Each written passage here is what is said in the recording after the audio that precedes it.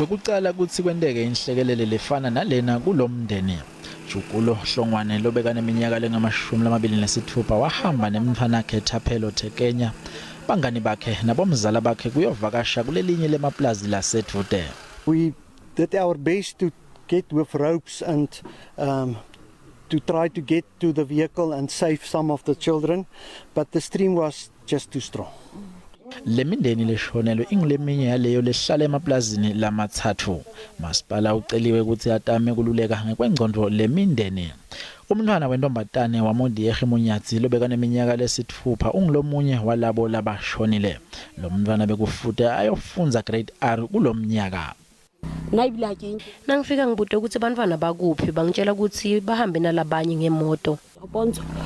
Sidumbu saKarabo Khok lobeka neminyaka lesi-7 ngiso sekugcina lesitholiwe namhla emini. Siva buhlungu kakhulu sithandaza ukuthi simane simthole ngoba sisade ukuthi sendeni ndlela sibhlungu ngakhona ngathi singangena khona lapha eMandini. Tithunywa tamasipala wasesithoto naseMoxhaka tivakashele lemindeni leshonelwe. It's quite devastating what happened. Something that one cannot think of. It was unexpected. It's a tragedy, and as I indicated, all families are affected in that particular farm. There are about 8 houses in that farm, and those people are connected. They are related to each other.